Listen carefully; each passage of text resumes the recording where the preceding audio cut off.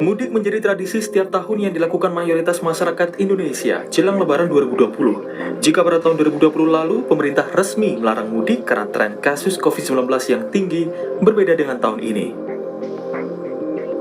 Menteri Perhubungan Budi Karya Sumadi saat rapat kerja dengan Komisi 5 DPR mengaku pemerintah tahun ini tidak melarang mudik. Nantinya akan ada protokol kesehatan dari tim Satgas Penanganan COVID-19 untuk tracing atau pelacakan masyarakat yang bepergian. Itu pada prinsipnya pemerintah melalui Kementerian Perhubungan tidak melarang. Kami akan berkoordinasi dengan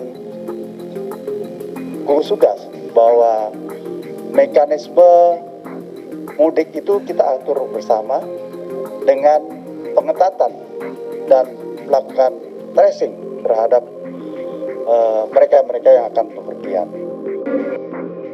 Sementara juru bicara Satgas COVID-19, Wiku Adhisa Smito menyebut kebijakan mudik lebaran masih dalam tahap pembahasan. Mudik lebaran masih dalam tahap pembahasan oleh kementerian dan lembaga terkait. Namun pada prinsipnya, dilarang atau tidaknya mudik, saya mengharapkan sikap bijak dari masyarakat untuk dapat mengambil keputusan yang terbaik, khususnya melakukan perjalanan jauh yang berpotensi meningkatkan penularan. Epidemiolog dari Griffith University Australia, Diki Budiman menegaskan tidak adanya larangan mudik dari pemerintah beresiko besar terhadap penularan COVID-19. Pemerintah Indonesia diharapkan menyiapkan regulasi mudik yang matang dan Kementerian Perhubungan tidak memberikan promo atau ajakan mudik gratis. Ketika misalnya ini tidak dilakukan larangan mudik, ya tetap jangan sampai ada satu regulasi yang malah mendorong tambah banyak mudik, misalnya adanya diskon kereta, diskon pesawat udara, ya ini tentu akan sangat kontraproduktif dengan tujuan kita mengendalikan pandemi yang masih belum terkendali ini, ditambah ancaman adanya varian baru yang kita punya kemampuan sangat minim untuk mendeteksinya. Jika mengacu pada tahun 2020 lalu, berdasarkan data, tren libur panjang menyebabkan peningkatan kasus COVID-19 yang cukup tinggi. Pada libur panjang Lebaran 2020 lalu, kasus COVID-19 naik 69 hingga 93%. Sementara di susul libur panjang pada HUT RI 2020, kasus corona juga meningkat, naik 59 hingga 118%. Tahun lalu pemerintah DKI Jakarta menerapkan kebijakan surat izin keluar masuk atau SIKM untuk mengontrol warga yang keluar masuk ibu kota demi menekan angka penularan COVID-19 dan kini kebijakan itu pun sudah dihapus. Pemerintah kini masih membahas untuk mematangkan kebijakan mudik lebaran 2021. Hati-hati dan waspada diperlukan. Ya, di paket pengantar tadi, paket berita pengantar, kita melihat angka kasus COVID-19. Kami ingatkan kepada Anda tahun lalu, tahun 2020, di mana tren penularan virus corona selama libur panjang tersebut kemudian meningkatkan secara signifikan kasus positif virus corona. Dan kini pemerintah tampaknya menyatakan tidak melarang mudik lebaran 2021 melalui Kementerian Perhubungan yang bertemu dengan DPR RI. Meski hingga kini kebijakan tersebut dikatakan masih dalam tahap pembahasan dengan pihak Satgas COVID-19 Pusat. Sudah tepatkah kebijakan kemungkinan tidak ada larangan mudik untuk Lebaran tahun 2021?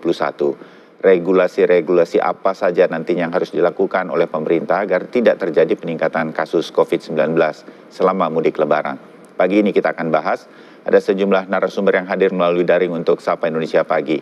Anggota Komisi 5 DPR RI, Bang Sukur Nababan, anggota Ombudsman Republik Indonesia Alvin Lee, dan juga pengamat transportasi Mas Joko Setijowarno. Selamat pagi semua, salam sehat.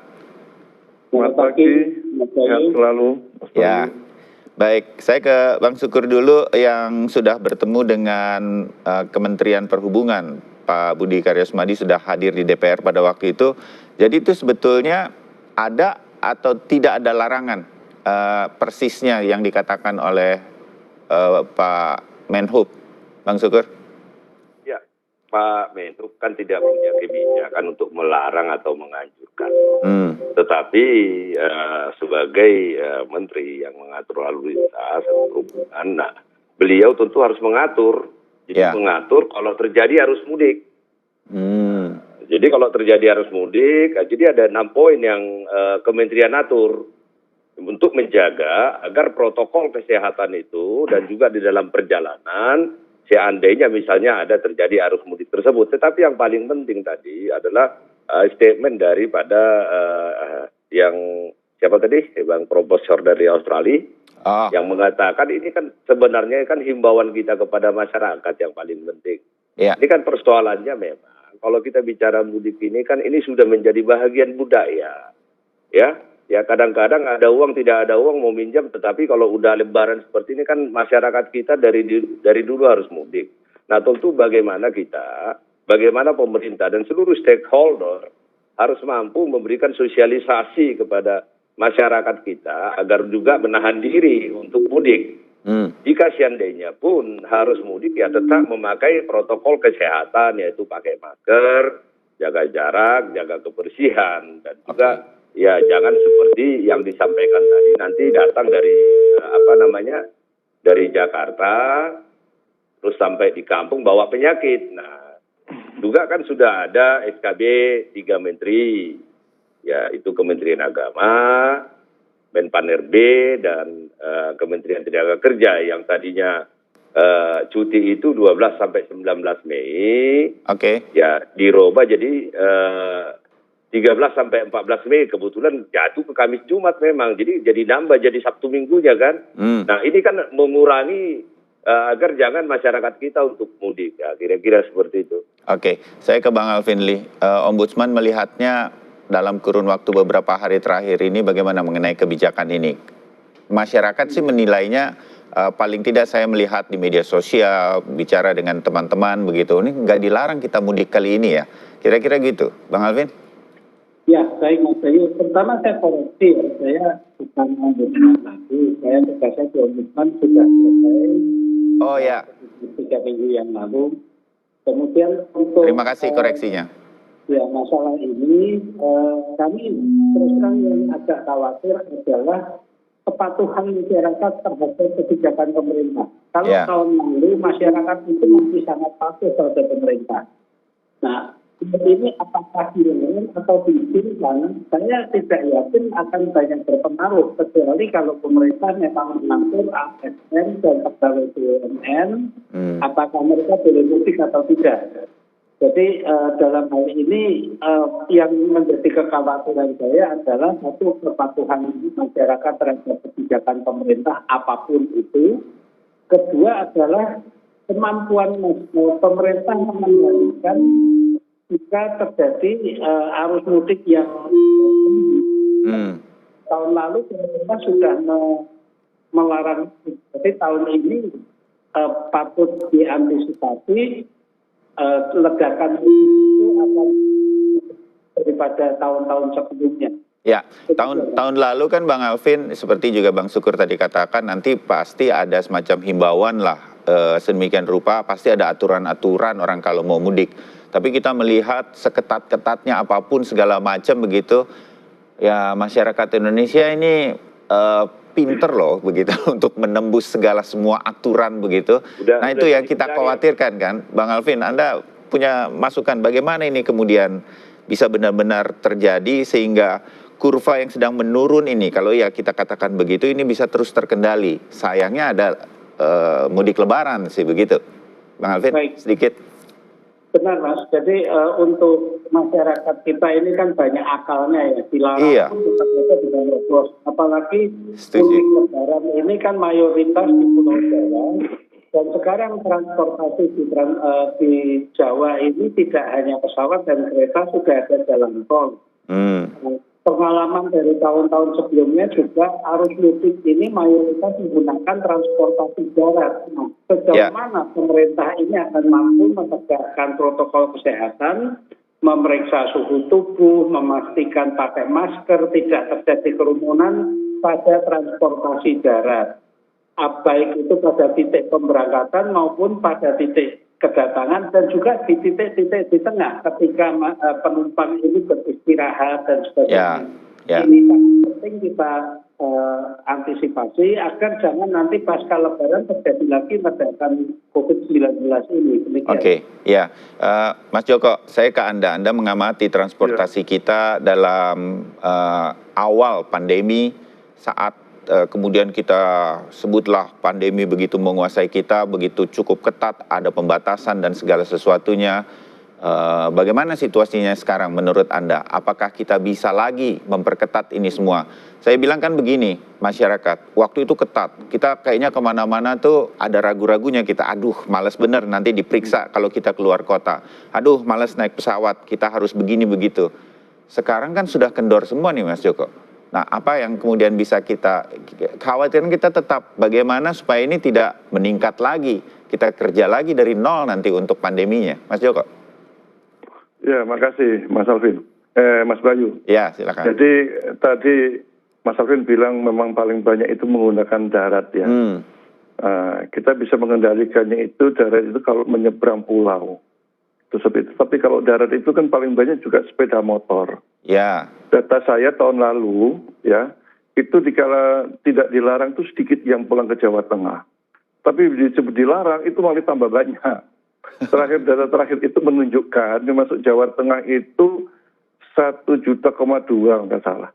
Ya, antara 1 sampai 1,5 juta yang pada saat mudik itu. Ya, jadi cukup tinggi ya, menggunakan apa ya, sepeda motor, kemudian apa, angkutan plat hitam. Nah, tidak terdeteksi. Makanya banyak yang aneh-aneh kan, ada yang pakai apa itu, mobil membawa seolah-olah mobilnya rusak ya. Betul. Nah, itu kan ya lucu-lucu lah pokoknya ya, karena akal-akalannya mobil ada saja gitu kan. Mobil angkutannya diangkut sama truk begitu kan, kira-kira pada waktu orangnya itu. di atasnya juga gitu kan. Ya. Pokoknya akalnya banyak sekali, dan itu kan yang seolah-olah yang dihadang itu hanya roda 4. Ya. Roda 2 susah gitu kan. Artinya kalau saya melihat lebih baik pemerintah itu adalah melakukan tadi protokol kesehatan, pengetatan itu disadarkan masyarakatnya, dan ini bergerak tidak hanya pusat, sampai daerah juga. Apalagi sekarang sudah ada tes untuk kesehatan itu kan ada Genos ya, itu lebih murah. Bagaimana Pemda juga melakukan itu untuk masuk daerah masing-masing umpamanya. Sampai yang terkecil katakanlah mungkin ke tingkat kelurahan ya. Karena kalau bukan saya membela orang mudik dan tidak, ini juga ekonomi juga harus berjalan. Tetapi bagaimana kita menjaga protokol kesehatan semuanya lah, ya. Saya termasuk orang sejak bulan ini, saya cerita pribadi, bulan Juli itu saya sudah keliling Indonesia. Dan sampai hari ini alhamdulillah masih negatif, karena ya tadi menjaga protokol kesehatan penting. Ya. Masalah tes dan sebagainya itu indikator saja sebenarnya kan, bahwa orang itu tertular atau tidak. Nah, itu yang kita harus kuatkan pada masyarakat mulai sekarang. Ya. Tapi tentunya saya setuju tidak ada promo-promo. Ya, Mas Joko gini, mungkin dari 10 orang satu kali seperti Mas Joko yang secara pribadi disiplin gitu menjaga protokol kesehatan.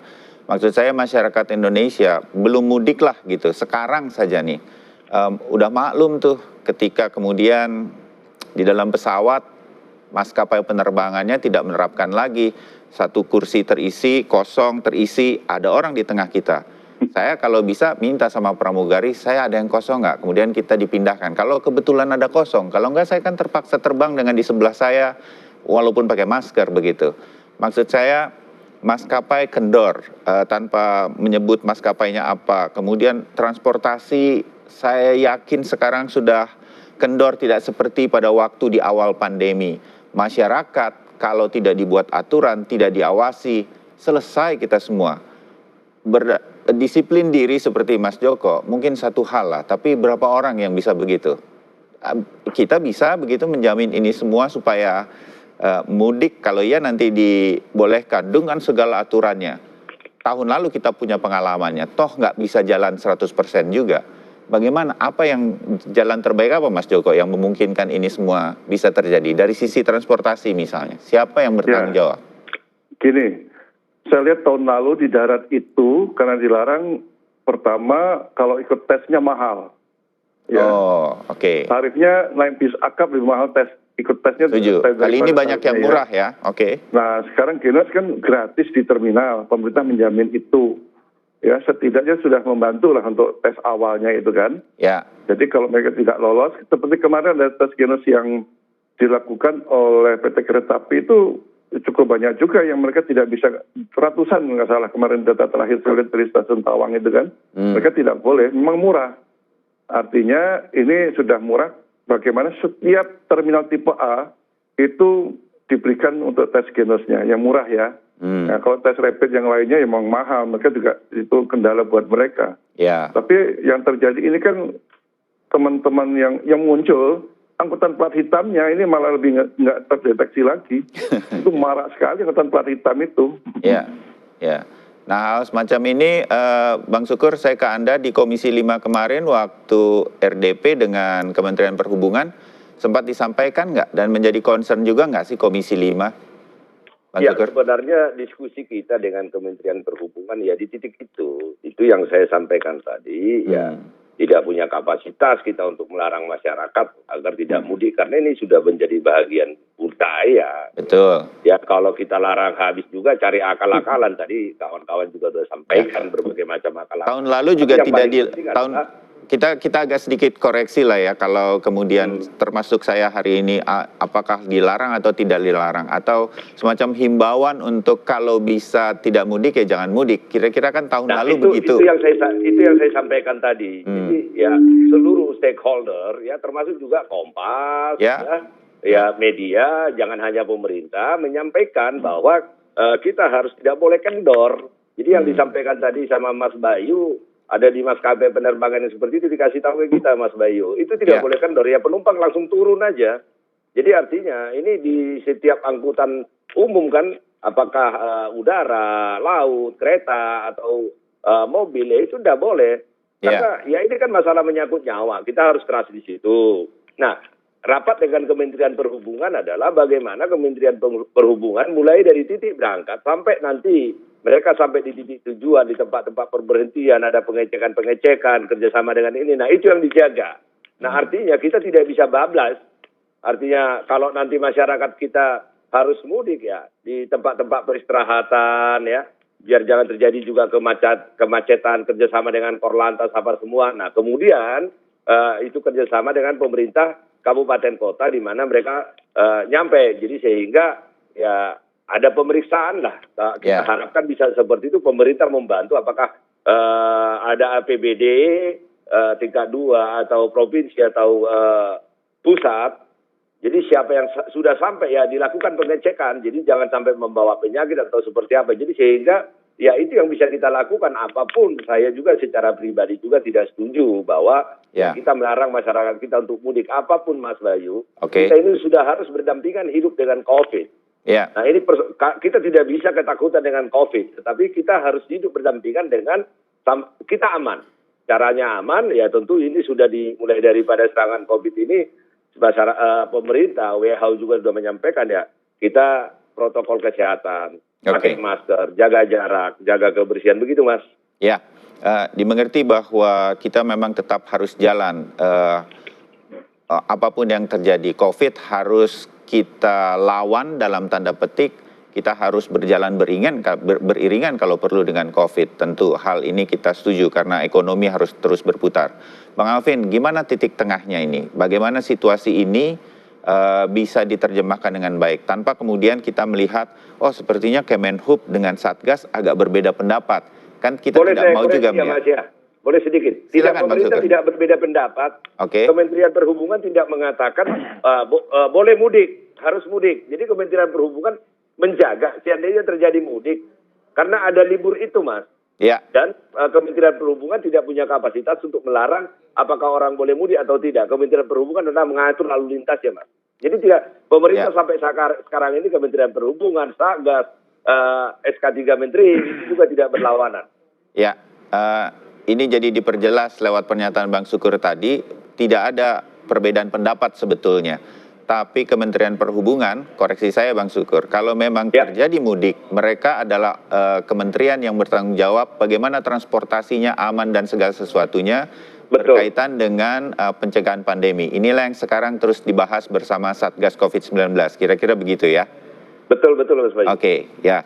Tapi saya tetap mengambil bottom line atau menggaris merah berkaitan dengan ekonomi kan harus jalan. Bang Alvin, bagaimana ini titik tengahnya? Kita mengerti ini semua,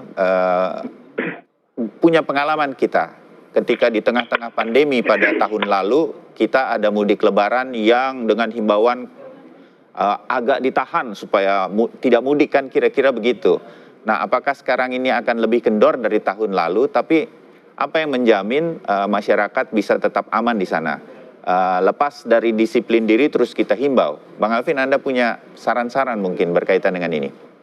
Baik Mas, yang pertama pemerintah perlu secara intensif melakukan komunikasi atau pendidikan publik tentang langkah-langkah yang perlu diambil ketika mereka melakukan perjalanan. Jadi ini bukan soal mudik atau tidak. Ketika harus melakukan perjalanan, apa yang harus dilakukan untuk melindungi diri agar tidak tertular COVID. Kedua, ini perlu kerjasama yang koordinasi yang sangat rapi antara pemerintah pusat dengan pemerintah daerah. Pusat dan daerah ya. Satu titik keberangkatan, titik kedatangan, dan juga titik-titik di mana akan terjadi misalnya istirahat, makan, wisata dan sebagainya. Nah, perlu pemeriksaan yang ketat di sana untuk memastikan bahwa protokol kesehatan itu tetap berlaku. Dan juga untuk Kementerian Perhubungan ini saya kira bisa mengatur kapasitas angkut. Jadi tidak kemudian dilepas saja, nanti diberikan extra flight, kemudian angkutan ekstra dan sebagainya, sehingga hanya yang mereka yang jauh-jauh dari pesan tiket atau apa itu baru bisa mendapatkan kesempatan untuk pulang.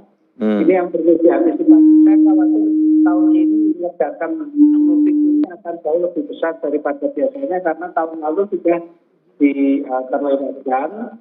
Dan pemerintah juga bisa mengatur tentang ASN dan pegawai BUMN yang mana mereka bisa mudik, kalaupun mudik berapa hari dan sebagainya. Kalau masyarakat luas, pemerintah tidak punya instrumen untuk mengatur itu. Ya.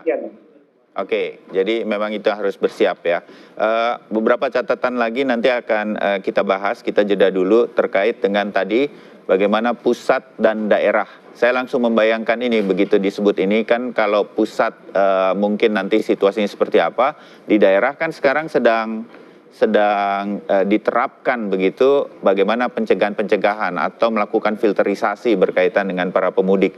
Serta apakah kemudian ada nih nanti Mas Joko dan Bang Sukur mungkin akan menjelaskan kepada kita ada diskon, ada apa dan segala macam promo-promo berkaitan dengan mudik yang mendorong masyarakat untuk mudik. Sementara kita berharap kalau bisa himbauannya adalah